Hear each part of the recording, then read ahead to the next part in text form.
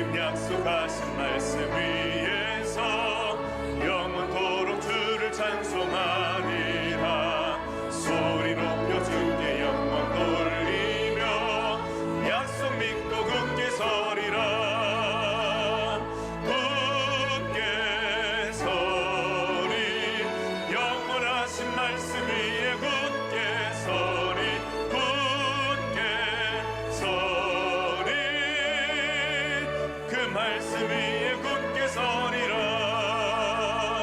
주님 약속하신 말씀 위에서 세상 염려 내게 엄습할 때에 용감하게 힘써 싸워 이기며 약속 믿고 굳게 서리라. 굳게 서리. 영원하신 말씀 위에 굳게 서리.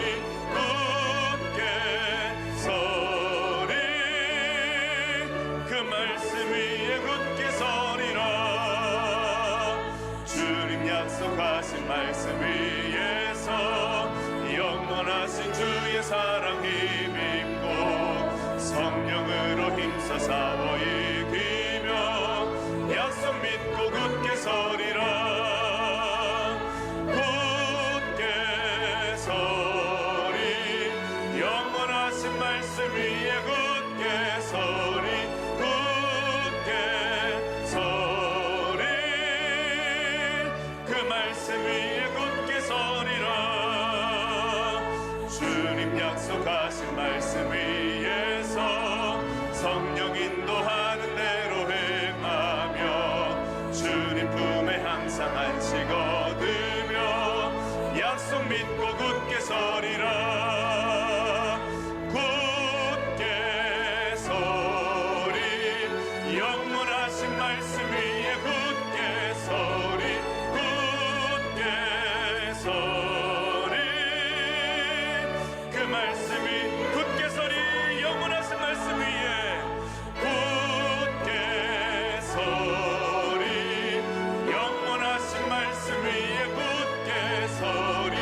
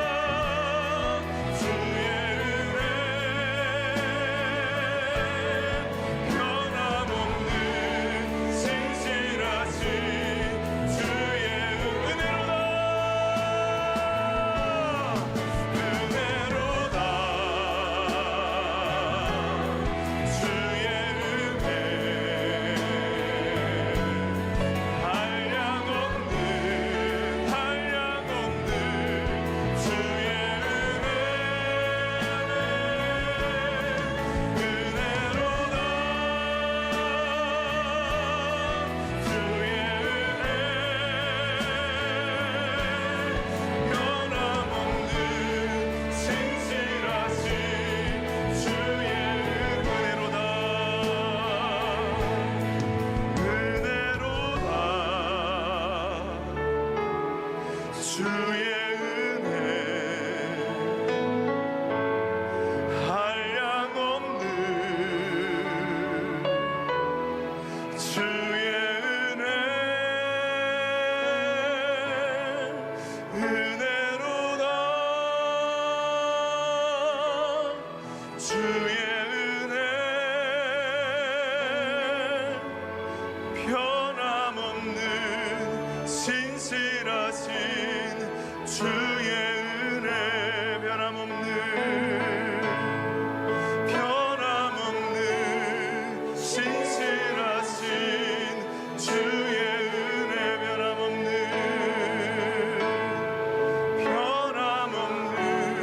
신실하신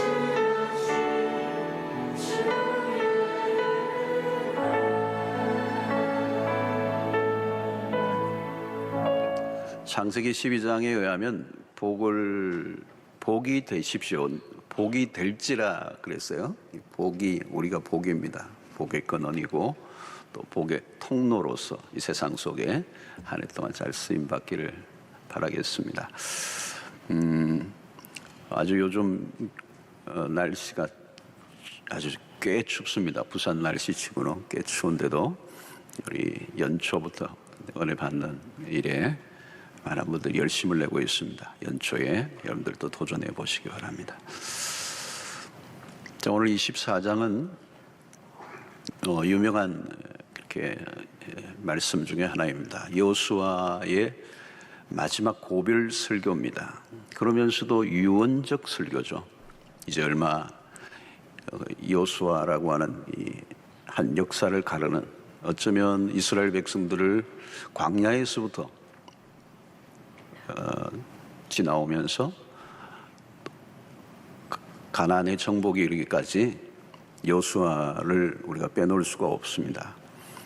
이스라엘 역사의 전반, 출애굽과 가나안 정복의 모든 역사를 지나온 여호수아 장군이 이제 역사의 무대에 사라지기 전에 백성들을 향하여서 외치는 말씀이기 때문에 얼마나 귀중하겠습니까? 오늘 우리가 14절부터 읽었는데요, 1절부터 13절까지는 이스라엘의 역사를 간략하게 추려서 언급을 하고 있습니다. 그 이스라엘 역사의 출발점 어쩌면 창세기 12장에 아브라함으로부터 출발합니다. 아브라함으로부터 시작하는 이스라엘의 뿌리입니다. 이 아브라함은 뿌리를 살펴보는 건 참 중요하죠. 할아버지가 누구인지, 아버지가 누구인지, 또 할아버지의 아버지는 누구인지, 이 역사를 거슬러 이 뿌리를 찾는 작업은 굉장히 중요합니다. 자, 이스라엘의 뿌리를 캐면 결국은 오늘 이 본문에 의하면 구약의 족장들 아브라함, 이삭, 야곱, 그리고 출애굽의 영웅이었던 모세로 이어집니다. 그런데 단순한 족보 나열이 아니고 이 뿌리를 캐면 결국 거슬러 올라가면 누가 계신가 하면 여호와 하나님. 모든 역사에 또 인간의 역사의 근원이 되시죠. 하나님은 인간의 역사에 하나님을 빼버리면 인간이 원숭이도 되고 곰도 되고 별게 다 됩니다. 이스라엘의 역사를 더듬어가면 하나님의 지문이 선명해집니다. 그래서 1절부터 13절까지 아브라함으로부터 시작해서 출애굽을 거쳐 가나안을 정복하는 과정까지 잘 언급이 되어 있습니다. 그런데 이 여호수아는 그냥 무성 기록 영화를 돌리듯이 말하고 있는 것이 아니고 흥미진진하게 하나님의 이야기를 이렇게 풀어놓고 있습니다. 그리고 그 이야기의 핵심은 무엇인가 하면 살아계신 하나님, Living God, 살아계신 하나님, 이스라엘 역사의 한가운데서 일하시는 그 살아계신 생생한 하나님의 얘기를 이제 하고 있습니다. 그러니까 여호수아의 얘기의 초점은 이스라엘 역사를 그냥 이렇게 반추하는 게 아니고 그 역사의 중심에 하나님의 열심에 초점을 맞추고 있습니다. 우리도 그렇습니다. 하나님을 제껴두고 어떤 개인이나 국가의 역사도 설명하기가 어렵습니다. 여호수아는 역사의 서술과 함께 마지막 절에 13절에 이렇게 얘기하고 있습니다. 내가 또 너희가 수고하지 아니한 땅과 너희가 건설하지 아니한 성읍들을 너희에게 주었더니 너희가 그 가운데서 내 거주하며 너희는 또 너희가 심지 아니한 포도원과 감람원의 열매를 먹는다 하셨느니라. 무슨 얘기입니까? 지금 젖과 꿀이 흐르는 곳에서 이스라엘 백성들이 잘 먹고 잘 사는 것은 너희들의 실력 때문이 아니다라는 것을 상기시켜주고 있는 것입니다. 너희가 수고하지 아니한 땅에서 살고 있고 너희가 건설하지 않은 성읍들에서 너희가 살고 있고 너희가 심지 아니한 것들을 거두고 열매를 맺고 있다. 인간의 열심으로 살아가는 것이 아니고 궁극적으로는 하나님의 열심으로 또 하나님의 이끄심으로 여기 너희들이 있다. 그 얘기를 여호수아가 먼저 언급을 하고 있는 것입니다. 인간의 열심으로 살아갈 것 같지만 결국은 인간의 열심으로 자기 스스로를 만족시킬 수 없다는 것입니다. 우리가 아무리 노력해도 우리는 결핍을 느끼게 되고 하나님이 없는 문화 안에는 결국은 허무한 결과를 맺게 될 수밖에 없다는 것을 말하고 있습니다. 그러면서 이제 오늘 본문 14절을 꺼내고 있는 거죠. 그러므로 이제는 여호와를 경외하며 온전함과 진실함으로 그를 섬기라. 너희의 조상들이 강저쪽과 애굽에서 섬기던 신들을 치워버리고 여호와만 섬기라. 15절에도 만일 여호와를 섬기는 것이 너희에게 좋지 않게 보이거든 너희 조상들이 강저쪽에서 섬기던 신들이든지 또는 너희가 거주하는 땅에 있는 아모리 족속의 신들이든지 너희가 섬길 자를 오늘 택하라. 오직 나와 내 집은 여호와를 섬기겠노라 하니 그랬습니다. 자, 여호수아는 이제 선택을 촉구하고 있는 것입니다. 선택. 누구를 섬길 것인가? 왜 세상스럽게 이런 선택을 이스라엘 백성들에게 요구하고 있습니까? 그것은 이스라엘 백성들이 가나안 땅에 살면서 이 젖과 꿀이 흐르는 땅에 살면서 그들의 신앙을 순수하게 지킬 수 있을 것인가 라고 하는 의구심에서부터 출발하는 것입니다.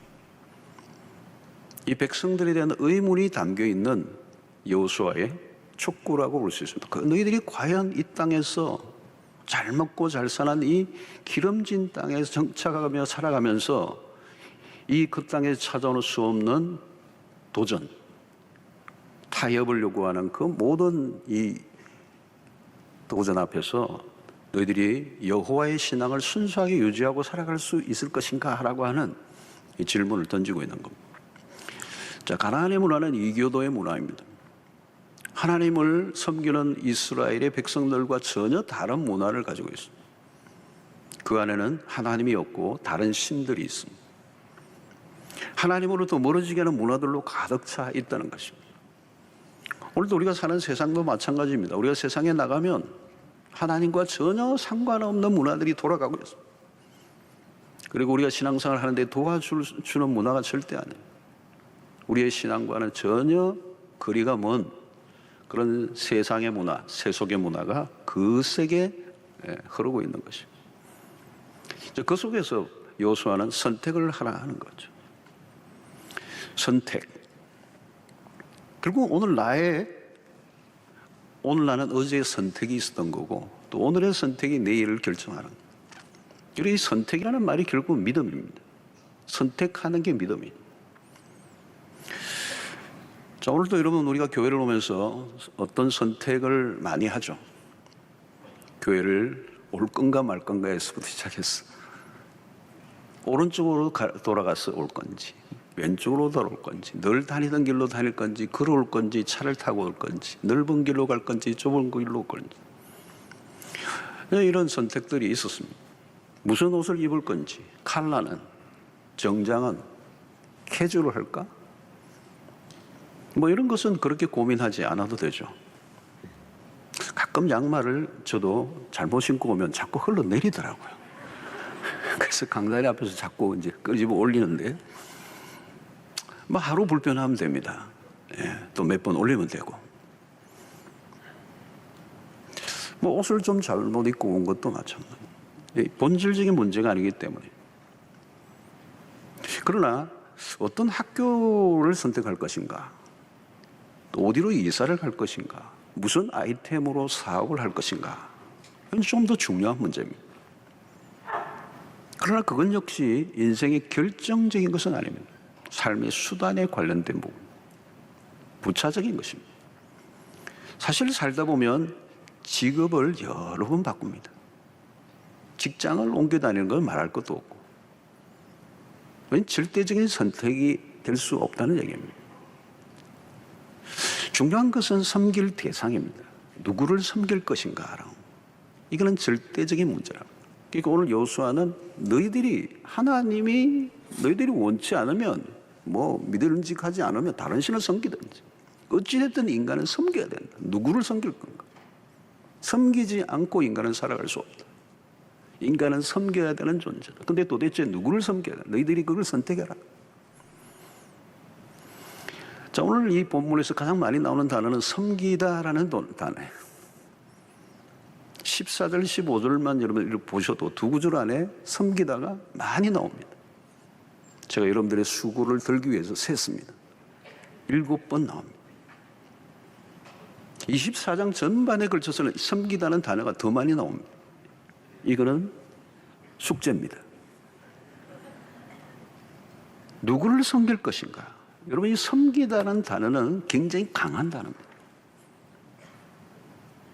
섬김의 대상을 결정하는 순간 그 섬기는 내 대상, 그분이 그 섬김의 대상이 나를 끌어당겨요.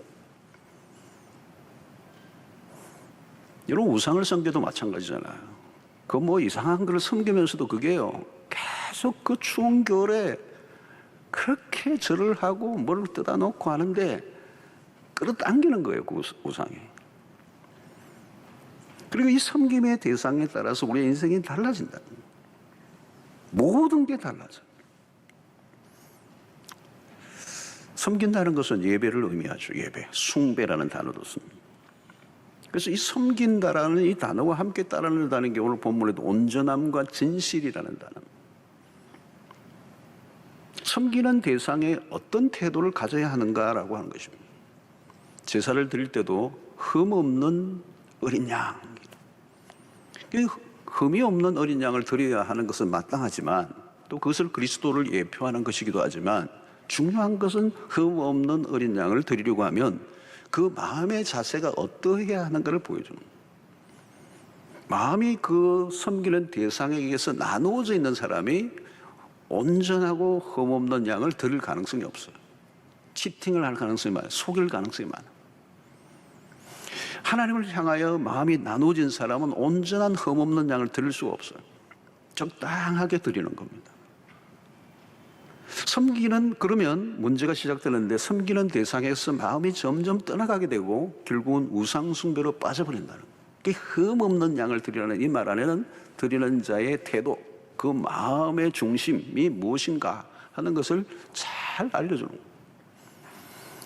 신앙이란 여러분 선택입니다. 그 선택은 선명하고 분명해야 한다. 그래서 오늘 여호수아는 오직 나와 내 집은 여호와를 섬기겠다. 여호와만을 섬기겠다라고 하는 이 고백을 합니다. 2절에서 언급된 아브라함의 집안은 우상 집안이었습니다. 집단적으로 모여 살아가던 이 부족 사회에서 태어날 때부터 신이 정해져 있어요. 그 부족이 섬기는 신을 선택할 수밖에 없어요. 그 신을 버리는 순간 그는 그 부족에게서 추방이 되는 거예요. 그건 죽음을 위하며 부족과 부족 사이에 끊임없는 전쟁이 일어나던 그 시대 속에서는 부족을 떠나는 것은 죽음을 의미하는 거예요. 신을 바꾼다는 것은 죽음을 선택하는 거예요. 자, 신앙은 단순한 사상적 신념을 넘어서는 일입니다. 이 사상에 이렇게 어떤 몰입이 돼도 그건 굉장히 큰 영향을 주죠. 근데 그걸 훨씬 넘어서는 겁니다, 신앙은. 신앙은 어떤 사색이나 철학도 아닙니다. 하나님을 선택하는 것이, 섬길 자를 선택하는 것인데 그 선택은 대가 지불을 요구하기 때문에 아브라함이 본토 친척 아버지 집을 떠나는 것은 어마어마한 대가를 선택하는 거예요. 그래서 믿음은 선택이고 그 선택은 대가 지불을 요구하고, 그렇기 때문에 많은 사람들은 머뭇거리는 것이죠. 엘리야가 열왕기상 18장 21절에 이렇게 얘기합니다. 엘리야가 모든 백성에게 가까이 나아가 이르되 너희가 어느 때까지 둘 사이에서 머뭇하려느냐. 둘 사이에서. 백성들의 모습이에요. 만일 하나님이면 그를 따르고 바알이 만일 하나님이면 그를 따라. 그러니까 백성들이 한마디도 대답하지 아니하는데, 자, 하나님인가 바알인가, 이건 어느 시대나 있는 것입니다. 자, 오늘 시대를 우리는 종교 다원주의라 그럽니다. 이 뿌리, 원이라는 뿌리 원자예요. 뿌리가 많다는 거예요. 근원이 많아요. 진리가 여러 종류다. 종교도 다양하다. 오늘 다원주의는 종교 시장이에요. 이 종교 다원주의의 핵심은 상대주의라는 거, 절대주의를 인정하지 않아. 절대라는 말을 쓰지 말라는 거예요. 이 말은 뭐냐면 모두를 다 비슷하게 만들어버린 거죠. 그래서 어떤 질문에 1번이 답인지 2번이 답인지 3번이 사지선당에 하나의 답을 얘기해야 되는데 1번도 답이 될 수 있고 2번도 답이 될 수 있고 3번이 답이 될 수도 있고 4번이 될 수도 있고, 그러다가 10가지 100가지도 가는 거예요. 그건 진리가 없다는 얘기죠, 사실은. 그리고 현대인들은 절대적 존재에 대한 거부감이 심합니다. 그래서 언뜻 상대주의는 상당히 리저너블, 합리적인 것 같고 이성적인 것 같아요. 그래서 지성적인 것 같아 보여요. 이 절대라는 단어를 쓰면 좀 무식해 보여요. 오직 하나님만을 믿으라라고 할 때 이것을 독선으로 비춰진다는 거예요. 현대인들은 절대 기준을 좋아하지 않습니다. 꼭 구별하려고 하지 말라는 거예요. 왜 그게 죄냐는 것입니다. 자, 그러나 여러분, 우리가 믿음에 대한 대상에 대한 신앙의 분명한 선택을 하지 않는다면 과연 그 대상을 신뢰하고 있는가를 의심해 보아야 돼요. 우리는 세상에 대해서 온유한 태도를 가져야 합니다. 그러나 우리 자신의 신앙에 대해서는 확고해야 돼요. 강력한 결단과 서약을 해도 흔들릴 때가 많은데 대충 출발한 신앙이 미래를 보장할 수 있을까? 이 다원주의 문화 속에서는 언제든지 타협이 가능한 배교의 가능성이 문이 열려 있는 겁니다. 겉으로는 굉장히 지성적인 말을 하지만 안으로 깊이 들어가면 그 안에는 배교와 타협의 여지를 확 열어놓고 있는 거예요. 그래서 오늘 많은 그리스도인들마저도 하나님만 믿고는 살 수 없다라고 하는 내면의 무언의 자기 설득을 하고 있는 거예요. 하나님만 믿다가 바보된 인간들 많거든. 그러나 여러분, 우리가 조금이라도 우리의 신앙에 대한 우리의 태도가 희미하면 이 세상에 어마어마한 이 다원주의의 문화가 물고 들어오는 거예요. 성경에 대한 태도도 마찬가지입니다. 성경에는 하나님의 말씀만 있는 게 아니고 인간의 말도 있다. 소위 말하면 편집설이라고 하는 것이죠. 인간이 편집을 했다는 거예요. 정확무한 영감된 하나님의 말씀으로 믿지 않으려고 하는 자유주의의 물결이 온 세계에 영향을 주고 있어요. 유럽의 교회를 문 닫게 했던 가장 핵심적인 요인은 바로 그런 자유주의입니다. 그런 태도로 성경을 바라보면 성경의 절대적 권위를 믿지 않는, 그게 난도질을 하는 것입니다. 여러분, 성경이 하나님의 말씀으로 절대 기준으로 삼지 않는다면 우리의 신앙은 한순간에 길을 잃어요. 근데 이게 오늘 우리의 현 주소입니다. 우리는 지금 여호수아의 결단의 촉구에 귀를 기울여야 합니다. 우리가 만약에 신앙의 결단을 하게 될 경우에 우리의 일은 나와 내 집은 여호와만을 섬기겠다라고 하는 이 결단하는 순간 우리는 세상 속에서 왕따가 될 수도 있고, 때로는 사람들에게 머리가 좀 비었네, 맛이 갔네, 지성적이지 않네 하는 취급을 받을 수도 있어. 모욕감을 받을 수도 있어. 우리가 세상에 섞여야 할 것이 있고 섞이지 않아야 될 게 있습니다. 하나님의 백성의 정체성을 지키는 것에 있어서는 양보를 할 수 없는 것입니다. 여러분 보십시오. 우리가 믿음의 분명한 선택을 해야 사실은 갈등과 후회가 줄어듭니다. 결혼 전에는 이 여자인지 저 여자인지 갈등이 많아요. 얼마나 복잡합니까? 외모도 봐야 되고 학력도 봐야 되고 집안도 봐야 되고 성격도 봐야 되고 성질도 봐야 되고 직업도 봐야 되고 앞모습도 봐야 되고 뒷모습도 봐야 되고 선택하려고 하니까 고민이 많아요. 그러나 한 여인을 선택한 순간부터 세상의 모든 여인으로부터 자유를. 사실 광야의 이스라엘 백성들은 헤맬 이유가 전혀 없었던 백성. 홍해를 건너게 하신 하나님이 그들을 헤매도록 하실 리가 없었어요. 구름 기둥 불구덩이 그들과 함께 했습니다. 그럼에도 불구하고 어떻게 40년을 헤맸는가 이해가 되지 않아요. 그것은 분명한 선택에서 실패한 것입니다. 죽든지 살든지 하나님 편에 서기로 결단하지 않았어요. 모세는 하나님의 음성을 들어서 분명했어요. 그런데 따르던 백성들은 늘 헷갈렸어요. 그래서 광야에서 모세는 돌에 맞아 죽을 뻔한 적이 한두 번이야. 조금만 어려움이 오면 하나님을 못 믿겠다고 아우성을 치고 원망과 불평을 쏟아냈어요. 조그만 유혹에도 넘어져 버렸습니다.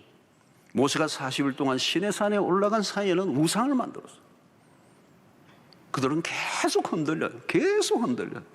상황, 환경 때문에 흔들린 게 아니에요. 여호와 신앙, 이 야훼 신앙. 여러분 인생에 방황하고 미로에 빠져 있다면 그 이유는 뭘까요? 중요한 선택을 놓쳐버렸어요. 여러분 어디에 살 것인가? 우리는 자꾸 본질적이지 않는 것에 매달릴 때가 많아요. 어느 학과에 들어갈 것인가? 어느 동네에 살 것인가? 어느 나라로 이민할 것인가? 무슨 사업을 할 것인가? 그런 것들이 중요하지 않다는 것이 아닙니다. 중요합니다. 그러나 결정적인 것은 아니에요. 그건 보조적인 선택이에요. 우리가 무엇을 선택하든 우리는 먹고 살 것이고 인생은 흘러갈 것입니다. 그러나 우리가 하나님에 대한 신앙의 선택은 보조적인 것이 될 수 없고 결정적인 것이다. 하나님을 온전히 신앙하고 살아가면 우리가 어디에 살든 무엇을 하든 무엇을 먹든 별 문제가 안 돼요. 하나님과 함께 하는 삶인가 아닌가가 중요합니다. 하나님이 함께 하시기 때문에 그 가나안이 의미가 있는 거지. 하나님이 함께 하시지 않으면 가나안은 복이 될 수 없다는 걸 지금 여호수아가 얘기한 거예요. 어디에 사느냐가 아니라는 거예요. 하나님에 대한 신앙을 분명히 하는 순간부터 인생의 방향은 끝이 난다. 삶의 목적이 분명해지고 인생관이 분명해지고 가치관이 분명해지고 생사관이 분명해지고 헷갈리지 않는다는 거예요. 기준이 바로 딱 서 있으면 무엇을 결정할 때도 오래 고민하지 않아도 돼요. 삶의 많은 지엽적인 문제들로부터 자유로워지는 것입니다. 여호수아의 결단은 단호하죠. 고백은 선명해야 되고 확고해야 합니다. 다른 사람들이 무엇이라고 하든 나는 여호와를 선택했습니다. 섬기겠습니다. 라고 하는 이 선택을 통하여 어떤 불이익이 찾아올지라도 나는 하나님만을 섬기겠습니다. 라고 하는 이 선언과 결단이 인생의 출발점에 있어야 된다.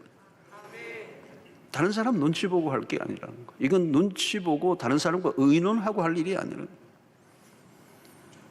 여러분 우리가 어떤 일을 해나갈 때 뭔가 깨름직하고 마음에 확신이 들지 않는 이유는요, 우리의 삶의 우선순위가 빠져있기 때문에 그렇습니다.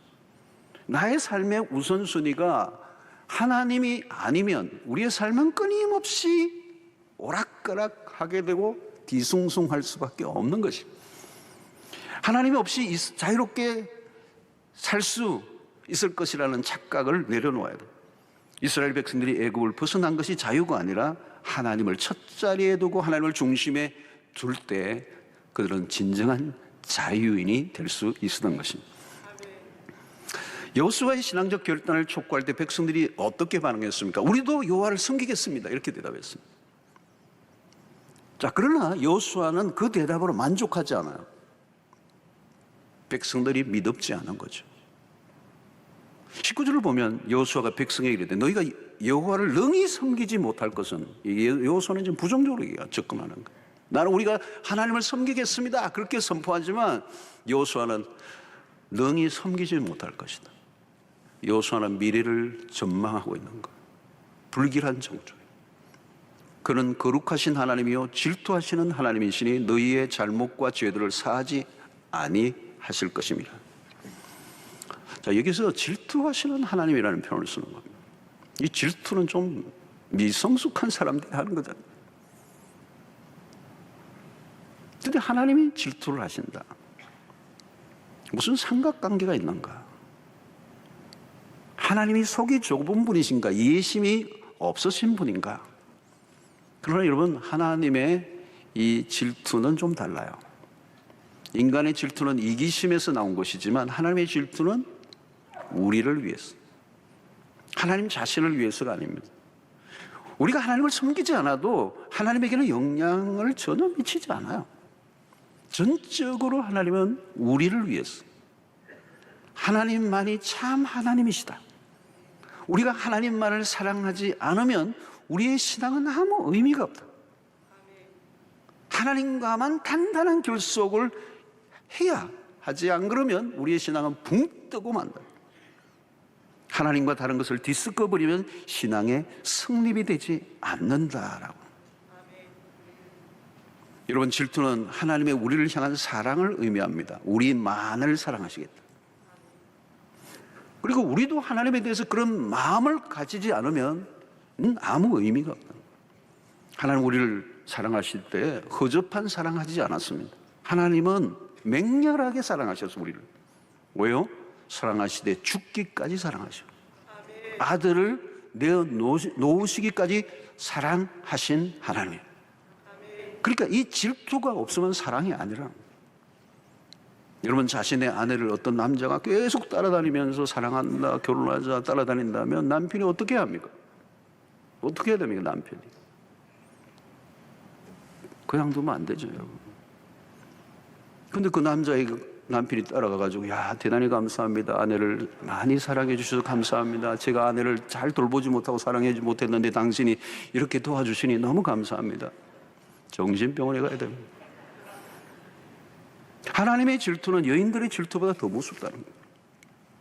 다른 여자에게 눈을 돌릴 때 뺨 때릴 정도가 아니에요. 하나님과 우리의 관계는 특별하기 때문에. 이사야 42장 8절에 나는 여호와니 이는 내 이름이라. 나는 내 영광을 다른 자에게, 내 찬송을 우상에게 주지 아니하리라. 여호수아는 하나님을 섬긴다는 것의 심각성을 말해주고 있습니다. 얼렁뚱땅 넘어갈 일이 아니다. 여럿 중에 하나가 아니라 오직 하나, 하나님만을 섬길 것인가에 대한 선택은 간단한 문제가 아니다. 여러분, 하나님을 선택한다는 것은 무엇을 합니까? 다른 모든 신을 포기한다는 얘기예요.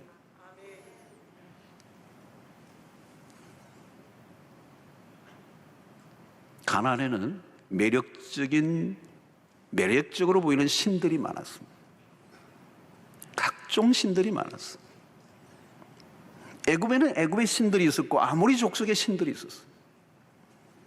하나님을 섬기려고 하면 이전에 섬겼던 신들을 버려야 돼요. 선택은 포기를 의미합니다. 오늘날 우리는 수없는 선택의 유혹 앞에 고민하고 갈등합니다. 얼마나 많은 유혹이 있습니까? 오늘날이야말로 얼마나 거대한 우상 전시관입니까?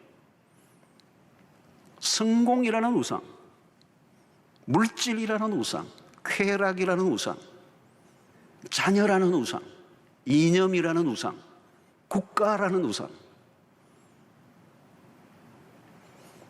우상은 다양한 얼굴로 나타나요. 그리고 우리의 영혼을 흔들어 놓습니다. 우상은 만만하지 않습니다. 섬김의 개념이 들어가기 때문에 그 우상을 섬기는 선택을 한 순간 강력한 힘을 작동하게 하는 것입니다. 우리의 삶의 모든 에너지를 거기에다 쏟아붓게 만든다. 자, 오늘 우리 시대의 가장 강력한 우상은 무엇입니까? 다름 아닌 나 자신. 사람들은 자기라는 우상을 섬깁니다. 때로는 우리는 하나님도 우상으로 둔갑시킬 수도 있습니다. 나를 위한 하나님, 나를 만족시켜주는 하나님. 그러면 하나님이라는 우상을 섬기고 있는 거예요. 나를 섬겨주고 나를 기쁘게 해주는 신을 찾고 있다면 진짜 우상은 바로 나 자신이에요. 오늘날 가장 강력한 신은 나예요.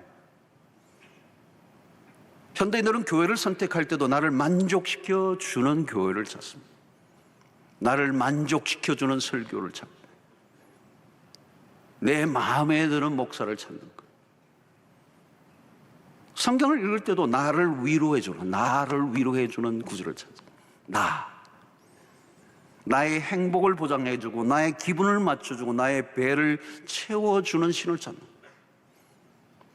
결국 그 신은 그런 신은 찾는 동안은 나를 만족시킬 수 있는 신이 없어요. 그래서 신을 계속 바꿔야 되는 거예요. 가장 무서운 우상은 나라는 우상입니다.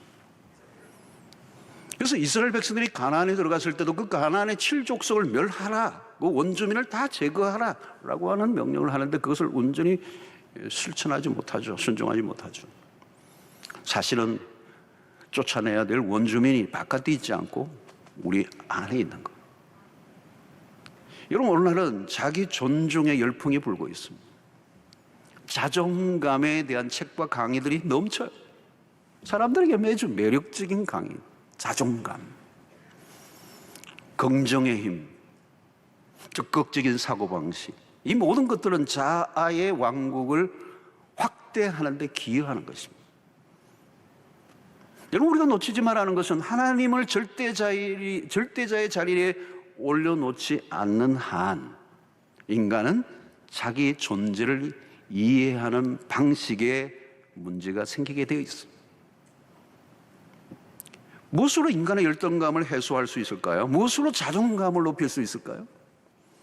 스펙을 쌓고 이력서가 화려하게 꾸며지면 열등감이 사라질까요? 하나님을 하나님으로 인정하고 모셔드리지 않는 한 인간의 문제는 해결되지 않습니다. 하나님이 빠진 인권, 그것도 허약한 논리입니다. 하나님을 창조주로, 절대자로 모셔드릴 때 나에 대한 시선이 바뀌고 다른 사람에 대한 시선도 달라지게 됩니다. 내가 우상되었던 자리에서 내려와 하나님만을 예배할 때 우리의 삶의 모든 왜곡된 것이 회복되고 교정되는 역사가 일어나게 되는 것입니다. 자, 지금 이스라엘 백성들은 신앙적 결단을 요구받고 있습니다. 이곳이 어디냐? 세겜이라는 곳입니다. 세겜은 역사적인 장소입니다. 아브라함이 하나님의 부름을 받고 순종하기로 결단하고 나아가며 처음으로 단을 쌓았던 곳이 어디냐? 세겜입니다. 야곱이 우상을 땅에 묻어버리고 새롭게 신앙을 결단한 곳이 어디냐? 세겜입니다. 그런 면에서 세겜은 이 삶을 돌이키며 새롭게 신앙을 결단하는 곳이 세겜이라고 말할 수 있습니다. 우리에게도 세겜이 있습니다. 어쩌면 오늘 신년 연초 첫 주일 이 자리에서 예배드리는 이곳이 바로 세겜이 될 수가 있어요. 이제 막 출발하는 이 시점 너무 중요하죠. 이제 시작만 하면 이제 이 테이프를 끊었기 때문에 오늘 막 한 해가 달려갈 거예요. 솜살같이 달려갈 거예요. 우리는 새해 첫 주일 하나님의 말씀을 듣고 하나님께 예배를 드리는 이 시간, 우리는 신앙적 결단을 새롭게 할 필요가 있는 거예요. 그러면 이곳이 세겜이 될 수가 있습니다. 중요한 것은 신앙적 결단입니다. 하나님 외에는 다른 어떤 것도 섬기지 않겠다는 결단. 15절 하반절에 너희가 섬길 자를 오늘 택하라. 오늘 택하라. 오직 나와 내 집은 여호와를 섬기겠노라니. 여기 중요한 것은 오늘 택하라. 지금, right now. 미룰 것 없다. 미루어서는 안 된다. 시간이 나면 천천히 할 일도 있지만 섬길 자를 선택하는 일은 미룰 일이 아니라 지금 시간이 지나고 생활이 안정되면 난 다시 신앙을 시작하겠습니다. No, 그런 건 없다는 거예요. 여러분, 하나님과의 관계를 분명하게 설정하지 않고 살아가는데 생활이 안정될 리도 없고 삶이 나아질 리도 없습니다. 하나님에 대한 분명한 태도가 없다면 마치 기관차가 없는 객차만 덩그러니 놓여 있는 것과 비슷합니다. 여호와의 신앙에 대한 결단을 미룬다면 미래가 어떻게 될지 아무도 알 수가 없습니다. 여러분, 하나님과의 관계에 분명한 태도를 결정하지 않은 채 결혼이라고 하는 것을 한번 진행한다고 해보세요. 아무도 알 수 없습니다. 하나님 인도 없이, 하나님을 고려하지 않고 어떤 결정을 내리고 선택하는 그 길이 앞으로 무슨 일이 닥칠지는 아무도 모릅니다. 여러분, 연초에 할 일은 신앙적인 결단입니다. 하나님을 첫자리에 모시는 일입니다. 하나님이 나의 삶의 가장 우선인가 차선인가, 이 일을 먼저 결정하고 우리는 출발해야 돼요. 사단의 전술 중 탁월한 성과를 거둔 것 중에 하나가 뭐라고 그래요? 미루는 거라는 거죠. 내일 하지 뭐. 내일, 다음, 언젠가는 차차, 곧, 하루 빨리. 근데 그런 시간은 없어요. 지금이 우리가 선택해야 될 유일한 우리에게 주어진 시간. 우리는 2022년을 시작하면서 바로 지금 오직 나와 내 집은 여호와만을 섬기겠습니다. 오직 하나님만을 나의 소망으로 삼겠습니다. 다른 우상을 섬기지 않겠습니다. 하나님을 예배하는 일을 내 삶의 최우선으로 삼겠습니다 라고 하는 이 결단을 해야 한다는 거예요. 어설프게 해서는 안 된다는 거예요. 왜요? 세상 안으로 들어가면 만만치 않기 때문에. 그러니까 여호수아는 지금 이 결단을 촉구하고 또 결단을 백성들이 고백함에도 불구하고 여호수아 안에는 부정적인 관점이 있는 거예요. 너희들이 쉽지 않을 거라는 거예요.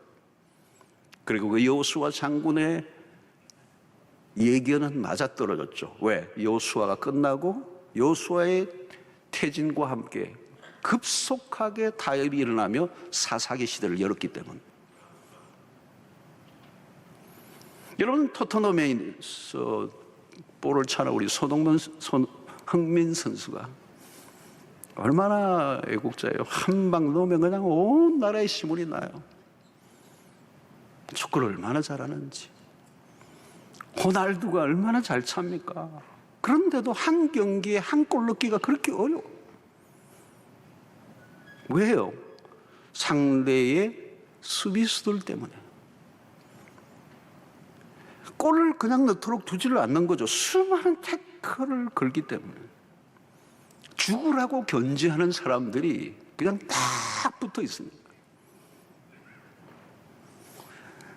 여호수아가 백성들에게 호소하듯이 말씀하는 이유가 있습니다. 여호수아의 선택에 대한 강력한 호소에도 불구하고 이스라엘 백성들이 사사시대로 돌아갔던 이유는 역사 속에 하나님의 백성이 믿음으로만 살아가도록 그대로 내버려 두지 않기 때문입니다.